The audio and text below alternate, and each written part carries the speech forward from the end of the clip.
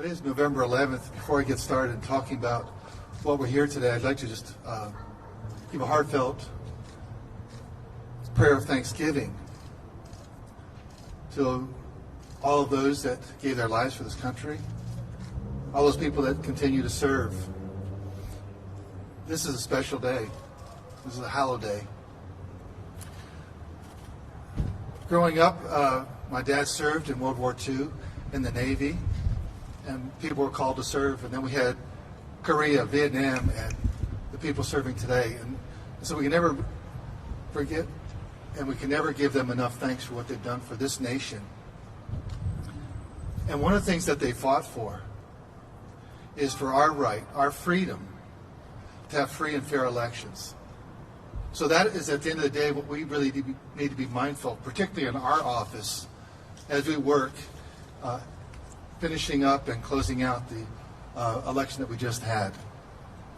I also wanted to give a heartfelt thanks to the men and women who are standing with me here today. These are election directors from across Georgia. They represent large counties, small counties, diverse counties, and just from all over the state of Georgia. They and their staff are the ones that do the hard work on the ground of making sure that all legal votes will be counted. Their job is hard. They executed their responsibilities, and they did their job. This is a process. It is a process defined by law. These men and women in my office will continue to follow the law and count every legal vote. As it stands today, 97 counties have sent their final numbers in. The current margin stands at 14,111 between the President and Senator Biden, Vice President Biden. My office will continue to investigate each and every instance of illegal voting. Double voting, felon voting, people voting out of state. If you report it, we will investigate it. Every legal vote will count. We will continue to follow and enforce the law. Now let's look at the next steps. We are currently looking at having a statewide runoff on December 1 and another on January 5th. This is an untenable situation for these men and women to try and run both of these elections. With that, under my powers under the health emergency, I am moving the date of the December 1st election to coincide with the federal runoff on January 5th. This will protect the integrity of both elections and make for better election administration. It has the added benefit of saving taxpayers millions of dollars. The reason we have so many of these on rollover list voters is a direct function of COVID. This is the reality. The next step in the current election process is getting the final county certifications in. We'll then move to the risk limiting audit, or RLA. At 1 p.m. today, I will make the official designation of which race will be the subject of the RLA. At that time, I will designate that the RLA will be the presidential race. With the margin being so close, it will require a full by-hand recount in each county.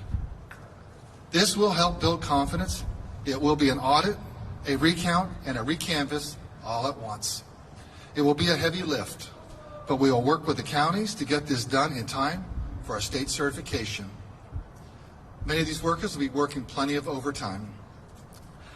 We have all worked hard to bring fair and accurate counts to assure that the will of the voters is reflected in the final count, and that every voter will have confidence in the outcome whether their candidate won or lost. Thank you for coming today. Do we have any questions? So, can you describe what a hand recount will do for the nearly 5 million votes that have been cast in this election? Well, because we now have that verifiable paper ballot, for the first time in 18 years, we're going to have something to count instead of just pressing a button and getting the same answer. So we'll be counting every single piece of paper, every single ballot, every single lawfully cast legal ballot. And will that be the QR code or? That will be the names that are on the ballot. whoever they voted for president, the English written word. Will you be able to get that done in time for certification? Yes, we will. As I said, people will be working lots of overtime next coming week. Lots of people will be really pleased with those paychecks if they're getting overtime.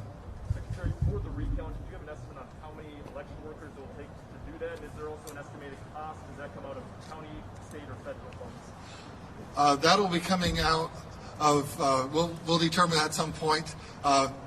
Adding additional workers, we will probably have to augment that, and we'll be looking at that, and that'll be the election directors at each county will be able, they'll actually handle their own additional, or their own county recount or risk limiting audit county by county. Mr. Secretary, is this how this audit was designed to work? I thought originally it was supposed to be looking at a small segment of the votes Yeah. with the larger picture.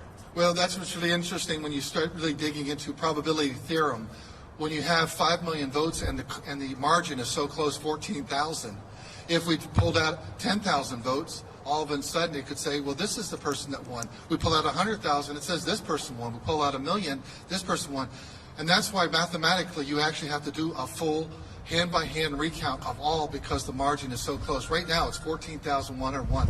So it's really just the mathematics, the statistics, the probability theorems that we use for the risk limiting that are taking us to that extent. So if it was another race or you didn't have that such a close thing, then you could do that and it would just be a sample size. But you can't do that when it's that close. This race has national significance, national importance. We get that. We understand that. We do. We follow the process, and we understand the significance of this for not just Georgia, but for every single American. At the end of the day, when we do a hand count, then we can answer the question exactly what was the final margin in this race. Yes, ma'am. The president just released a list of Georgians who have passed away who supposedly voted in this election. Is that something you're looking into? Well, absolutely. Well, we've been open and transparent. In fact, we've had multiple meetings like this, meeting with the press. Gabriel Sterling, our implementation manager, has come out to talk to you, really digging into the weeds.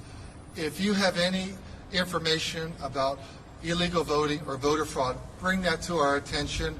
We will investigate every case that we hear. Have you found anything with that particular allegation so far? I'm hearing that that just came out this morning. We'll look at those records and we'll start digging into that. Won't a hand recount be less accurate than a computer recount? I mean, humans make mistakes, and are you concerned about accuracy of a hand recount? It really is what the numbers take us to, and we're following the process that would drive us to that, that's in current state law. And is it reasonable to believe that the results will change much? 14,000 votes. Is there any chance that the outcome or the results of the presidential election would change as a result? Is it possible that 14,000 votes could flip? You asked them to make predictions, and what we're going to deal with is in facts. And so I'll report the facts. We're talking about probabilities. What is the probability? I'll get up my calculator and I'll get that back to you. I can't do that off the cuff. Can the Trump campaign still ask for a recount once this is done and you folks have certified like the system used to, or is this count as their one recount, if you will? That's a good question, but after it is certified, the candidate that is within 0.5%, I believe, would still be entitled to a recount, but that would be a scan recount just because of that is what is in state law. Yes, sir. What happens if certain counties are unable to or refuse to certify the elections? We're going to continue to work with the counties on all that, but that's their deadline. And that is the process that we have in place. And we've had great cooperation and dedication from the county election officials. That's why we have so many here. We have professionals out there. And at the end of the day, I know that I haven't asked them, but I know that there's some folks back here that maybe vote this way and other folks that vote that way, and some go this way, that way on different elections. At the end of the day, though, they're following a process. And then what they want is they never want you to be able to question their integrity. And that's what we want for everyone to understand, that we're following a process. Integrity still matters. So those delays wouldn't impact... We'll continue with every county that we have, and if there's some that are still buttoning it up, then we'll roll to that. Hopefully that's the smaller counties. Is there any sort of estimate of how long this will take? It'll take every bit of the time that we have left, for sure. It's a big lift. So By that you mean will we certify We certify. Our date is November 20th. You've been saying for more than a year that we should absolutely trust the QR code, so why is a hand recount necessary right now? Statistically, because of where we are there, we have a team of people, national experts that have worked on risk limiting audits in several other states. They're part of our team. This is not just a decision we made unilaterally. We reached out to these experts. We've been working with them for several months, and we just follow the science of a risk limiting audit. We follow the numbers, and that's where it leads us to count every single ballot by hand. Does this mean that county certification deadlines are no longer in effect or extended to November 20th? No, they're still required. We want them here by Friday at the latest. We have 97 counties already. Can the recount begin before counties certify? Do you have to wait till every county certifies and then the recount begins? What's the timeline? I'll talk to legal about that, but we want to start this really before the week is up because we understand there's an awful lot to do. Yes, sir. Yeah, this is a little repetitive, but could you elaborate again on the timeline of the audit and what is going to be counted exactly? The ballot that you had, whether it was an absentee ballot if you sent that in or if it was voted by in person like I did, we'll look at that ballot and someone's going to look at who did you want, and they're just going to go through that, and you'll have two people that are doing all the counting. They'll put them out and just in stacks and make sure that the stack has, let's say, 1,000 ballots, and then you look at the end. You had 501 for this person, 499 for that one. You just keep on rolling through, and that's how it's going to be all the way through, and you're going to tally it all up. It's a big process. It'll be a methodical process, and it'll be an accurate process. And I'm sure that there'll be plenty of oversight. We want to make sure that both parties have the opportunity to observe this because we understand the stakes are high. That's Has for any every other vote? state instituted an RLA on a presidential race specifically? I don't really know, and we do what we do in Georgia. We follow our laws. And every state is 50 states, 50 different election laws. What do you do if these hand counts don't match the computer counts? Do you count again? No, that would then become the risk limit audit and becomes a full recount, and that is what we're going to be certifying on November 20th. So thank you very much. That'll be what we certify because that'll be the last count. That'll be the most accurate count. That'll be the paper ballot count. So this bypasses the audit, I guess, in theory, of driving 10,000. Well, it is actually an audit. It's all in one. It's an audit, a recanvass, and a recount all in one because it'll be just really a process that gets it all. Secretary, Yeah. before the election, your office said over and over again, the mail-in ballots, it's going to take longer. It's going to take longer to certify these and go through all these. Now this is being kind of used in claims that the election was inaccurate. It took so long. What do you have to say about that?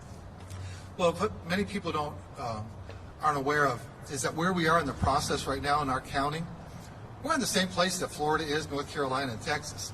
The thing is, in those races, it's not real close. In our case, there's 14,101 votes right now that separate the top versus number two, and so therefore, all eyes have focused on that, and that's really why you're seeing that. But the other states are still out there tabulating their absentee ballots. Thank you for bringing that up. What happens to John Lewis's election to fill his seat if?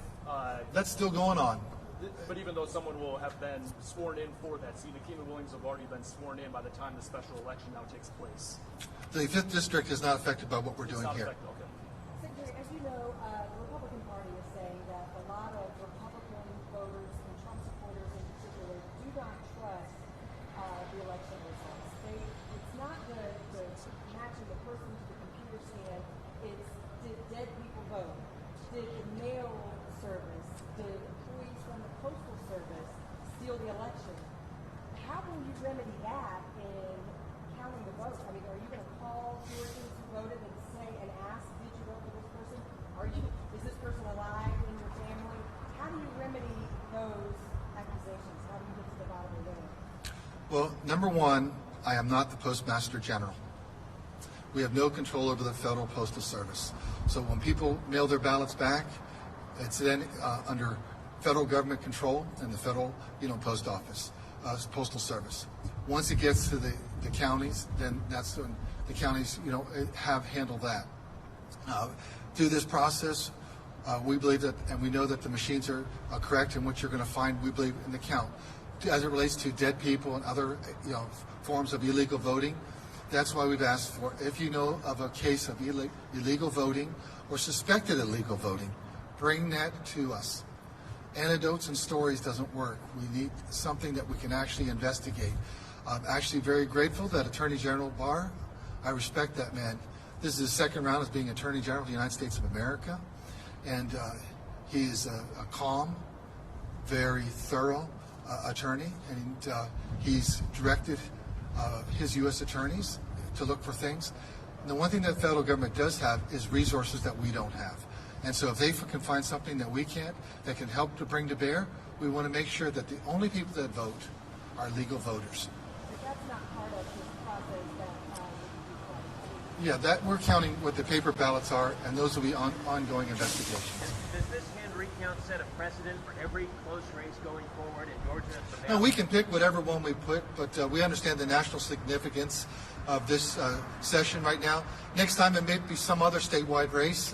In fact, as we roll this out, you have to understand, many states that are doing risk limiting to audit, it took them 5 to 7 years to get this going. When Colorado did it, that was a long, multi-year process. We have passed House Bill HB 316 in 2019. We stood up, in spite of COVID, a risk limiting audit this year.